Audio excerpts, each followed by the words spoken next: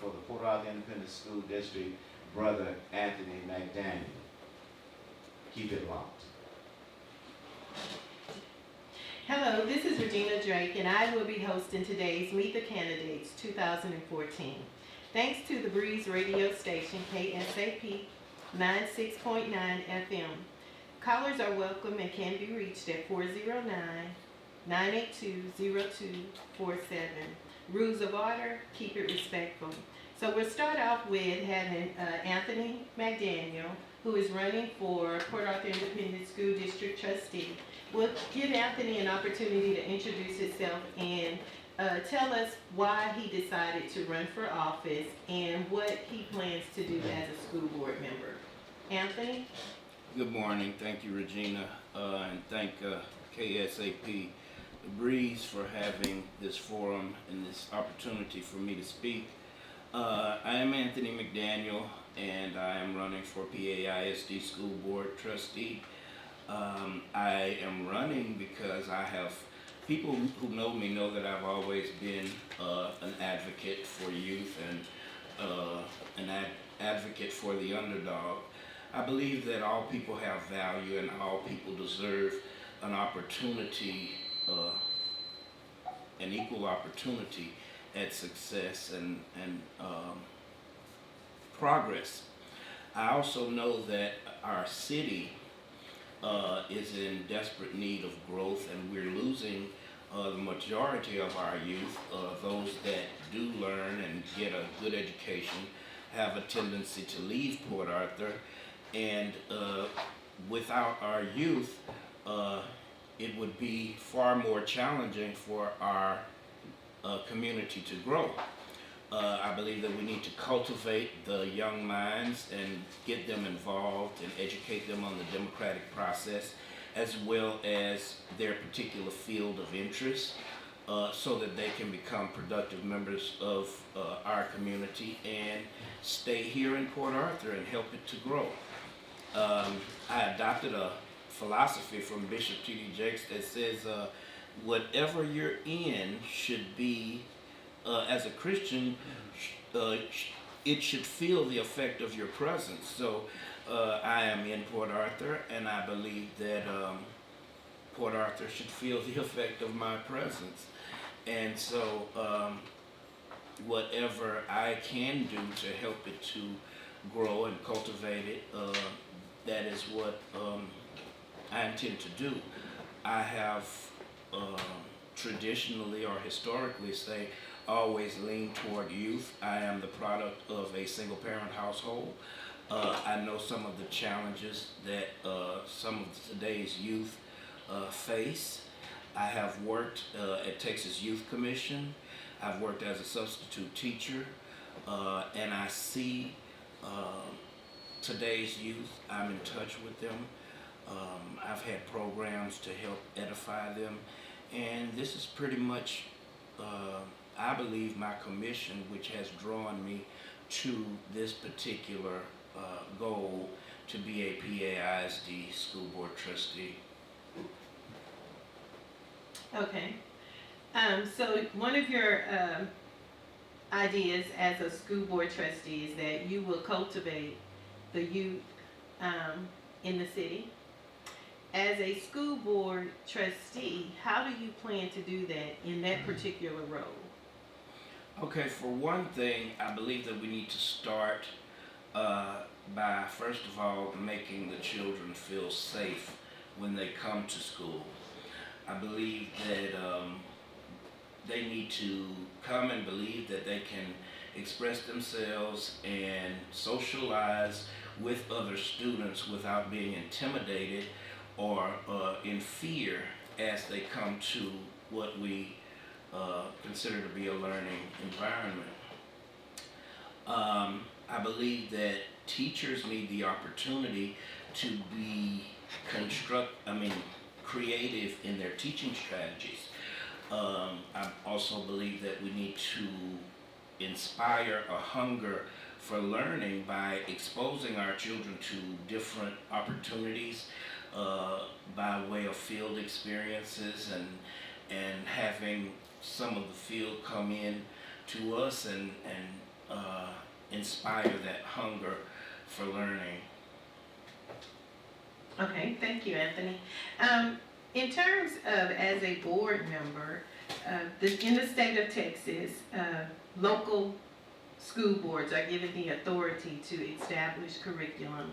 There's a lot of talk about the test and how teachers are required to teach to the test when in all actuality, the curriculum is set up by the local district. How do you intend to, or what types of policies do you intend to put into place as it relates to curriculum so that students can be motivated to learn and that teachers will be given the ability to develop lessons that encourage students to learn? Okay, one of the things I think is a hurdle to that end is the amount of paperwork that teachers currently have. They are bombarded with paperwork that proves that what they have done and what they are doing, but to justify a undesirable end. I think that if we could minimize that paperwork and give teachers more autonomy in their teaching methods, they would have a better chance at conveying the material in a way that students can conceptualize it and be able to apply it to the test when the test comes. Now, since House Bill 5, the amount of tests has been reduced, thanks to Representative Joe Deschantel, from 15 to 5. So I think with that in mind, that the most important thing would be to make sure that the students are getting that core that is covered in those 5 tests, but also have the opportunity to learn about their particular field of interest. Okay. During the workday, teachers are given 2 hours of free time. What is the expectation as a parent or a taxpayer when you say that paperwork is a concern? Some of that is requirements of the state of Texas. I'm sure you realize that TEA was just here. So how do you propose, or what would you propose to the superintendent? What are some ways that you would come up with, or suggestions that you could provide to the superintendent to ensure that teachers are effectively managing their time when they're in the classroom? Okay, first of all, I wouldn't exactly consider the 2 hours free time. That time should be spent in cultivating a relationship with parents and making preparations for a more productive lesson. I won't sit here and pretend that I have all the answers to the challenges we face, but what I will do is tell you that I wholeheartedly believe in a collaborative effort. Like Thomas Edison says, that he always used an army of thinkers and workers, and I think we need to adopt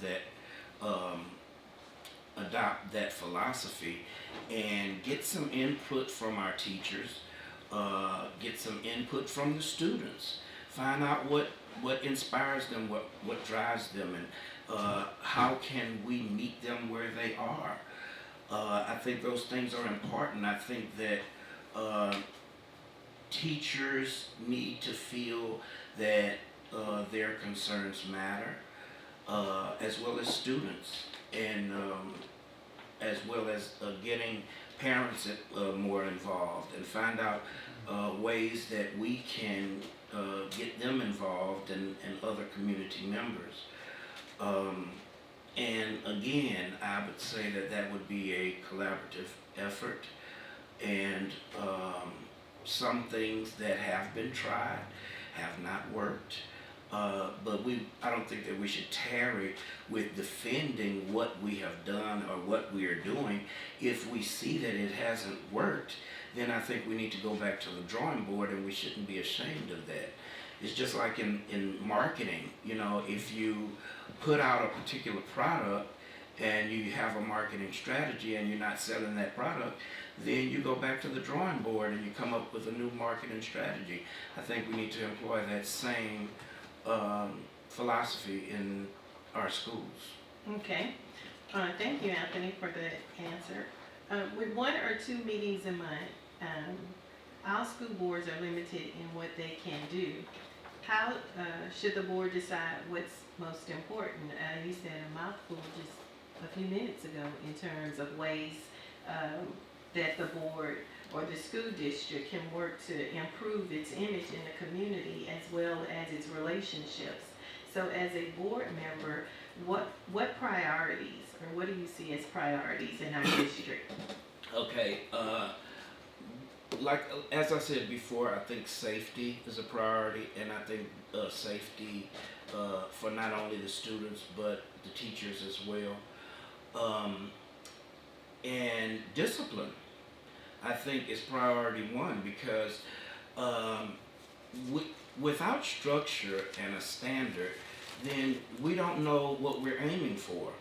We don't know what's expected of us. If you look at any demonstration of greatness, a good band, Texas good band, you're going to see discipline.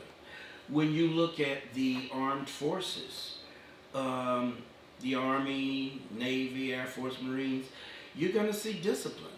They have a standard, they set a standard, and they follow through with that standard. We can't set standards and not follow through with them. When we have occurrences of failure to adhere to those standards, then the culprits, I'll say for lack of a better term, need to be held accountable, whether they are students, teachers, parents, or administrators. So I would say that discipline and accountability, priority 1, along with a follow through. Great. So in terms of standards, it's been said previously in regards to the district, if we just meet minimum standards, then we'll be fine. How do you feel about that concept of just requiring, or the expectation that we just meet minimum standards? I think that is totally unacceptable. That is not our history, that's not where we come from, and that is not where we are going. If I am elected to the board, that's something that you can count on. We have a lot of people getting a lot of big salaries, so we need to yield a lot of big results. I believe, for one, we cannot expect progress as long as we keep piling our soil on the high ground. We have to put money or soil, I'm going to use that for an analogy, in the low areas of our landscape so that we can have a level plane. I'm a firm believer in equity, and everybody deserves to be rewarded for good works. I believe as long as you reward those that produce, you'll always have production. And our goal should never be to meet the minimum standards. We were once a district that other districts modeled after, and I think that we can return to that but not with a goal of meeting minimum standards. I think that's totally unacceptable. Okay, great. Are there any callers out there who would like to call and ask Anthony McDaniel a question or a comment? This is The Breeze, KSAP 96.9 FM. Please call us at 409-982-0247.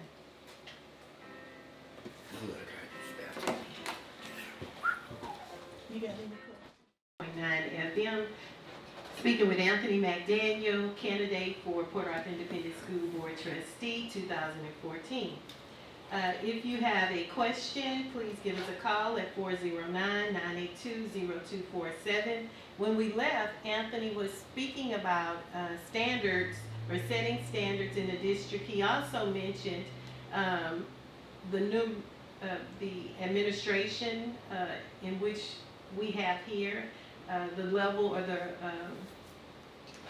the number of, well, not necessarily the number of administrations, but he alluded to the fact, or mentioned our administration.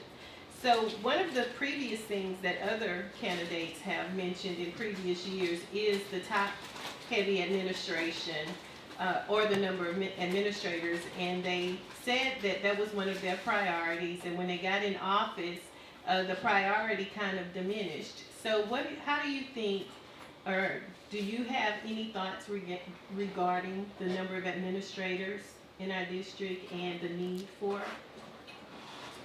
Well, from what I understand, that they have cut administration quite significantly so far. But my question would be, I do not know, but my question would be, from those positions that were cut, have those duties been redistributed among those administrators that remain? Okay.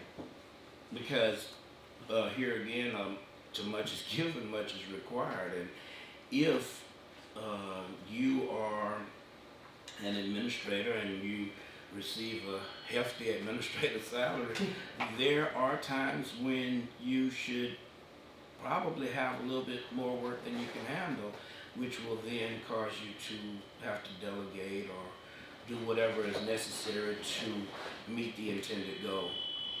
As a school board trustee, what would be your ideal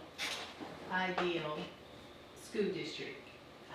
How do you see the schools, the teachers? Give us a scenario of how you view, or things that you would like to see in our school district. Good question. I would like a school district where you find teachers are happy, they feel safe, the students feel safe, they enjoy opportunities outside of test rehearsal. I think that they should be allowed to have more field experiences, and I think those experiences should be available to all teachers, not just the right teachers with the right pull. I think that in order to inspire learning and create a hunger for learning, I think that students need to see why it's important to learn and what yields come from learning. Okay. They need to see that, well, if I do this in science, then I can become this, and see why it's so interesting and what role it plays in the growth and development of our community and society in general. You also mentioned parental involvement. What is your idea as it relates to that? When you talk about, and families are changing, so I'm going to change the term to family engagement, because it may not be the parents, it may be fictive kin, it may be another relative. How do you see that? What role do you see them playing in terms of education as it pertains to their child and their role in the district? How do you see them? Okay, first of all, I believe that community should get involved with helping the children of the community, not just their own child. I've often heard the term, it starts at home, and that really kind of bugs me because while it's true that it should start at home, oftentimes, probably more times than not, it doesn't start at home. So we don't just choose this cliche, it starts at home, and then dismiss those children who didn't get it at home. Okay. We need parents to parent other children. Okay. So whether it be tutoring or just socializing and edifying and affirming those other children, our children need the community because many of them don't have their parents. Right. And they may not even have the relative they live with. That's true. They may just be provided a shelter where they're really not wanted. That's true. You are absolutely right. The district has an at-risk program that is supposed to cater to those particular students that may not have the support at home. They may be homeless or teen parents. Do you think that that district should be enlarged? I mean, that part of the district should be enlarged, or people should be made aware of the programs that the district offers for those types of students? Awareness is key. I believe that not only should the community be more aware of the programs that are available, but we also have to use self-appraisal and self-criticism. And we have to see whether or not the programs that we have available, whether or not they're working. If they're not working, then we need to try something else. Maybe it needs to be tweaked a little bit. Or perhaps we can provide new ideas and do pilots at different schools and see what works best before we decide this is what we are adopting. Because what's currently happening is that what we do have available it is either not being used or it's not yielding good results. Okay. And then you have administration and school people in the school system that's saying, well, we're doing this and we're doing that, Okay. and we're doing this and the other, but you're not yielding good results. Okay. So we have to say, well, even though we're doing this and we're doing that, why are we not yielding good results? Okay. What can we change? How can we attract this element? What can we do to motivate them, inspire them? And it may even involve asking them. Right. Okay, thank you. Thank you for those answers. As a school board member, what do you think is one of the most important responsibilities? To set good goals, Okay. to hold administration accountable, to create policies that edify, affirm, and protect all involved, the students, the teachers, and to do the work Okay. that's necessary to learn what we need to know about being a progressive district. Okay. I have oftentimes seen in board meetings, Mhm. a presentation is made by the superintendent, and that presentation is unanimously accepted without a further visit. Right. I think sometimes, even though a particular program may sound like a good program, Mhm. I think we perhaps need to do a little bit more research or even have the person presenting that program or instituting that idea to give us more fact-finding Okay. as to Sounds good. why Mhm. this would be a good idea. Right, right. I've sat in those school board meetings, and the attendance is very slim. There's not a large outpouring of support as it relates to those who are elected, which also goes into accountability, because if nobody's sitting in the audience and observing and watching, things can happen or transpire that when it's done, people are asking questions, how did that get done? As a school board trustee, how would you encourage or how would you motivate people to attend meetings and get more involved as it relates to just sitting in a meeting for an hour or two? That's a very good question, and one that deserves an answer. Pub- Before you answer that question, we're gonna, this is The Breeze. You're listening to Regina Drake and Anthony McDaniel on the Breeze radio station, KSAP 96.9 FM. If you have a question, please give us a call at 409-982-0247. Without further ado, Anthony McDaniel. Okay, public apathy is an uphill battle here in Port Arthur, sadly. It is something that we have to overcome. And as I said before, I don't have all of the answers, and I respect the truth that somebody else may. And that's why I advocate for collaboration. Okay. And I do know that this is a problem that we do have to rigorously address. And I think that perhaps if we find out what it is the community would like to do as it relates to furthering or enhancing the education of children, and allow them to present their ideas and show interest and concern and give value to their ideas, I think maybe they might be a little bit more encouraged to attend the meeting. And of course, presenting something, then you're going to encourage your friends and family to support your idea. Right.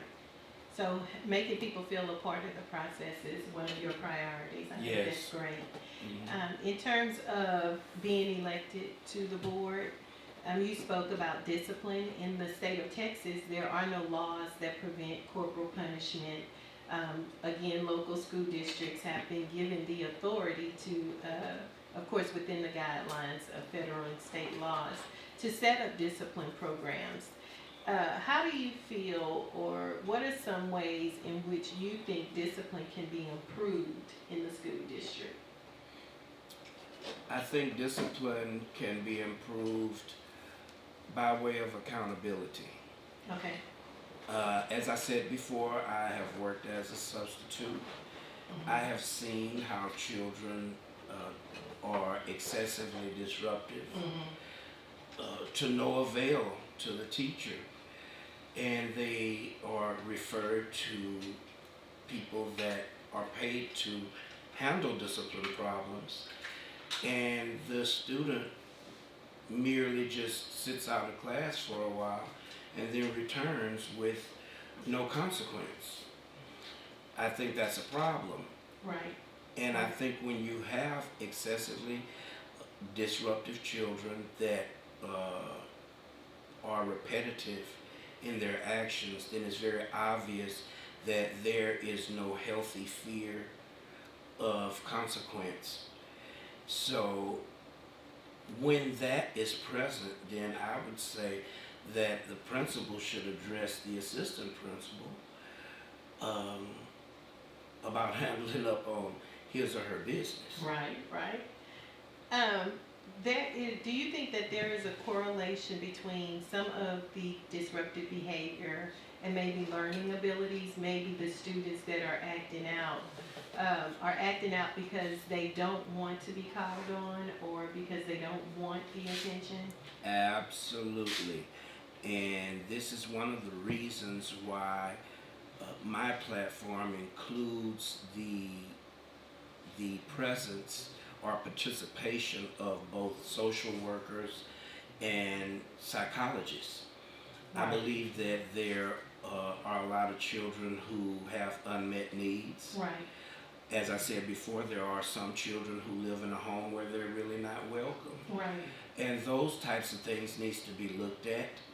And a person that is trained in that field can give us the best direction as Right. to how to communicate and meet that child where he or she is. So what it sounds like to me is that you are interested in the traditional methods of teaching, but also alternative ways in which to educate our children. So how do you see improvements, or what are some ways? We have a Port Arthur Alternative Campus, which is kind of housed at the back of a middle school. How do you see those two programs meshing with what you have, the thoughts that you have in terms of educating and meeting the needs of those students?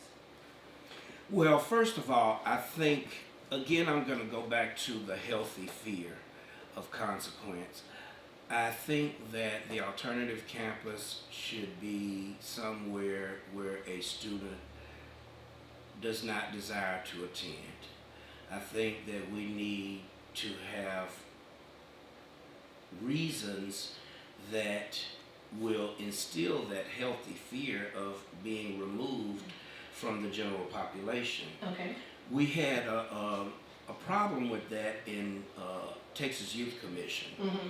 in that a lot of times administrators as well as officers or teachers or whomever is not on the front line directly dealing with the student Okay. tends to lean on the student's rights. They have rights, and yeah, they have rights, but they don't have rights to infringe upon the other student's right to learn Okay. in a healthy and safe environment. Okay. You've mentioned safe school environment several times, so I would be remiss not to mention issues that we've had in the district with inappropriate relationships between students and teachers. How do you propose, or what are some ways that you propose the board can be more proactive in setting policies and establishing policies that help to prevent or eliminate those types of relationships and actions? I'm really glad you used that term proactive, because that is one thing that I think that we should be, that we have yet to be. And I think that we need a committee that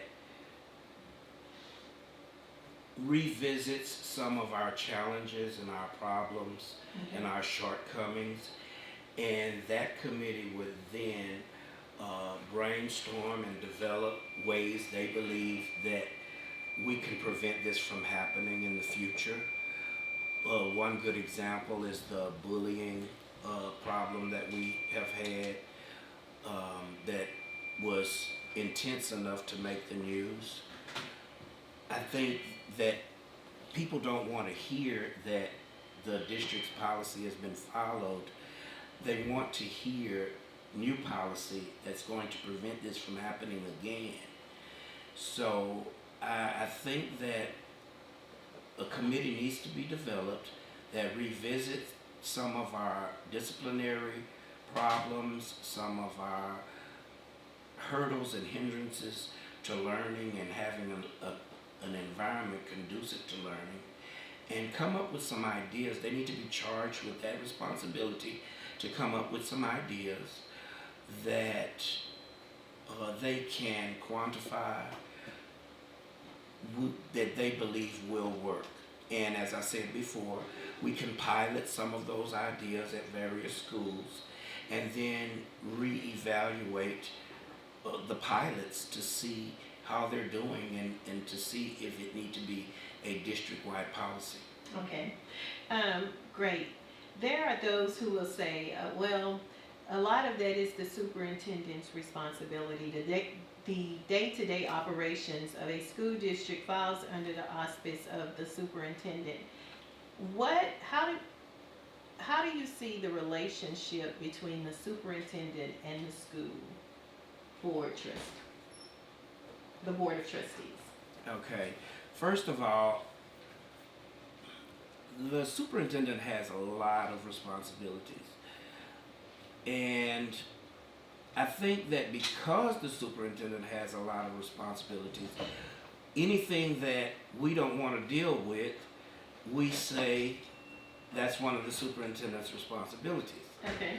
I believe that we need to be accountable. Everyone needs to be accountable to and for one another. And all of those people that work under the superintendent, they're there to help the superintendent Okay. to meet many of those various responsibilities. So to say that that's the superintendent's responsibility, I think is inappropriate. Okay. I think that we need to adopt some of those responsibilities and come to the superintendent with ways we think we can be of help to him. Okay.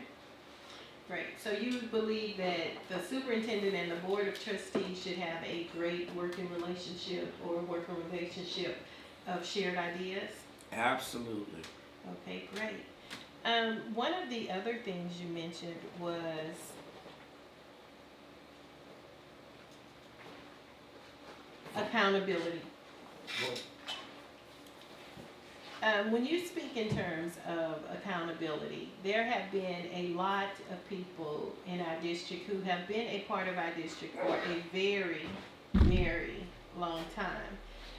When you look at test scores, you look at some of the discipline issues, when you look at dress code, you see students who are supposed to be dressed in a uniform, however they're slabbing, as they call it, or sagging. They're not really respecting the dress code. How do you see, or what types of policies or actions should the board take to ensure? Okay. I believe, as I said before, any entity that demonstrates greatness has a standard, and that standard is being adhered to, and the people that are a part of that entity are held accountable for failure to adhere. So, as it relates to dress code and any other policy that we have, I believe that we should stand our ground.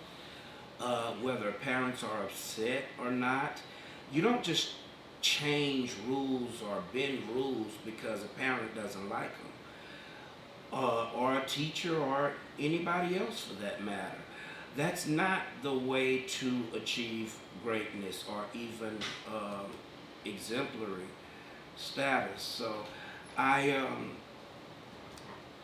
believe that we first and foremost must adhere to the standards that have been set, and those who refuse to adhere should be dealt with accordingly. I think that we need an action plan for every disciplinary scenario that we have, and we can be creative with it. It doesn't. I am in favor of corporal punishment. I support it, but I believe that there are other ways that will work just as effectively. But we have to make a collaborative effort to seek out those ways and pilot them. Okay, great. Again, you're listening to The Breeze, KSAP 96.9 FM. You can reach us at 409-982-0247. Wonderful. It was time. Break on The Breeze, KSAP 96.9, and we have a caller. Hello, caller. Hey, how you doing? I'm doing okay. Yeah, who am I speaking with that's on there representing Rankin School Board? Anthony McDaniel is our candidate for school board. Yeah, I got two quick questions to ask her. Him? First question is, how do you feel about our kids going to a school called Robert E. Lee, the guy that owned slaves, and we're still sending our kids to school like that? Why is that name not to change? Would you be in favor of changing that school from a Confederate terrorist to somebody like more respectable, like Dr. Gibson or Dr. Bell or someone like that? And my second question is, I live in the Clear Lake area sometimes, and I understand that their superintendent makes less money than our superintendent in Port Arthur. However, our superintendent makes a lot more money. He makes a lot more less money than the superintendent in Port Arthur. Yet, you look at the test scores, Clear Lake got one of the best school districts in the state, where we got one of the worst. How come the salary of our superintendent isn't tied into performance of the kids in the district? Thank you. Okay, so, caller, if I am to clarify what you're asking, you are concerned about one of the names of the schools. That's correct. Okay, and also you're asking Mr. McDaniel to, discuss the superintendent's salary? Right. Okay. It should be tied into the performance of the kids. We got a sorry school, this is low test scores. The guy's salary should be low too. Because those decisions would be made by the entire board, and discussing the superintendent's salary could be illegal. Those are things that are discussed in closed session. As a candidate, I would advise Mr. McDaniel not to answer that question, because at this point, he has no authority to speak on even the performance of the superintendent, because he has not seen any evaluations. Well, would he be in favor of bringing that issue up in closed session? I'm saying he gets left. Okay. Well, I will say that performance should equate to reward. And simply put, I hope that answers your question. I would definitely look at performance, and that would be a factor that is considered when making salary decisions. Yeah, it just looks funny the guy in Clear Lake makes less money, but yet his district has more exemplary schools than we do. You know, but he makes less money than our guys. You raise an interesting point, caller. However, it would require a little bit more in-depth research, and one thing that I have made clear that I'm willing to do is do the work that's necessary to get the facts and make intelligent decisions based on those facts. Okay. Very good, thank you. What about the school situation? School name, Robert E. Lee. Okay, as far as I know, I've not heard any recommendation that it be changed. I believe that it is, it's clearly, if it is a concern of the constituents of this community, then they should bring it forward, and it will be looked at fairly. But as far as I know, that this has never been raised to the board before. Well, I raised the issue back in 2005 several occasions. So my name is Greg Rich, and it has been. Okay, and did you have support in that? They didn't know who Robert E. Lee was, basically. I have a problem with black kids going to a school named after someone that was a slave owner, don't you? Caller, this is T. House from Orange. Let me just try to interject here. The platform, anything you have that about Mr. Daniels' platform, the historical account of Robert E. Lee School, Dick Darling, Lamar University, there are many names that are there that cause some concern. However, I suggest if you, a citizen, have a concern about any of the names of schools, that you should address that to the entire school board. Just give me a moment. Okay. Point in question. The school district notedly named Memorial High, and deliberately took out Thomas Jefferson and Abraham Lincoln. Did you raise that concern when that was happening from the integration movement? You say 5 years. Yeah, let me give you some history on that, buddy. No. Just a moment. Just a moment. Excuse Okay. me. Just a moment. That was primary because at the same time, the school district was suggested that the school should be named after the Supreme Court Justice first, and people didn't know about who he really was. So it's a larger question that you have that can't be answered here in just this limited time. I just want to put it on his mind, let him think about that. So Okay. elected, you know. Okay, he has it on his mind. Thank you, Carl. Thank you so much, Carl. Thank you, Mr. Richards, for calling in. Again, we have Anthony McDaniel, school board trustee candidate for 2014 Port Arthur Independent School District. You are listening to the Breeze radio station, KSAP 96.9 FM. You can give us a call at 409-982-0247. We have a few more minutes with Mr. McDaniel, and then we'll be hearing from City Council candidate Reginald Traynor. Mr. McDaniel, that you haven't said before. Well, I would like to mention that I am being endorsed for a second time by the Port Arthur Teachers Association. Okay.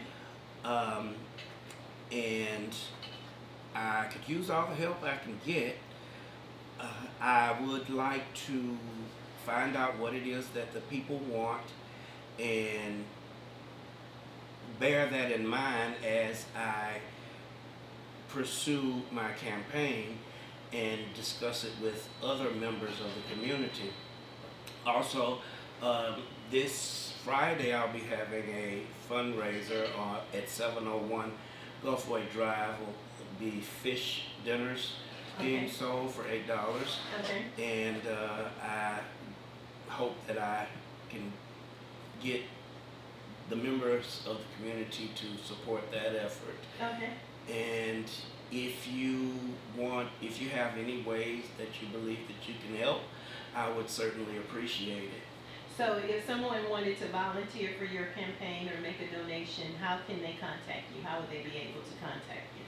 They can reach me by phone at 409-332-0006. That number again is 409-332-0006. Or they can reach me by email at ajmcdaniel1@live.com. Again, that email is ajmcdaniel1@live.com.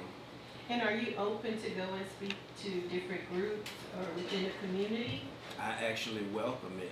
I have spoken to a couple of groups, and I do intend to speak to a couple more, but I'm open and ready to speak to any group that would have me, yes. Okay. So at this point, I don't have any more questions for you. I really thank you for coming out. I'm sure the listeners of The Breeze appreciate you for coming out and sharing your thoughts. Is there a particular philosophy you have or a quote that you would like to share before we leave today? Well, if I can remember it,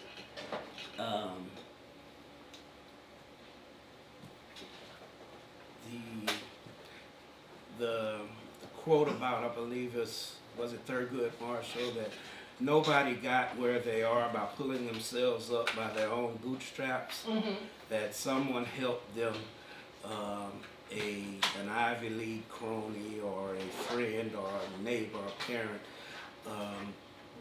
helped them by helping them pull up their bootstrings. So I'm saying to the community that I want to be of helps, and by the same token, I need some helps. I hear that. Thank you again. You are listening to The Breeze, KSAP 96.9 FM. Thank you.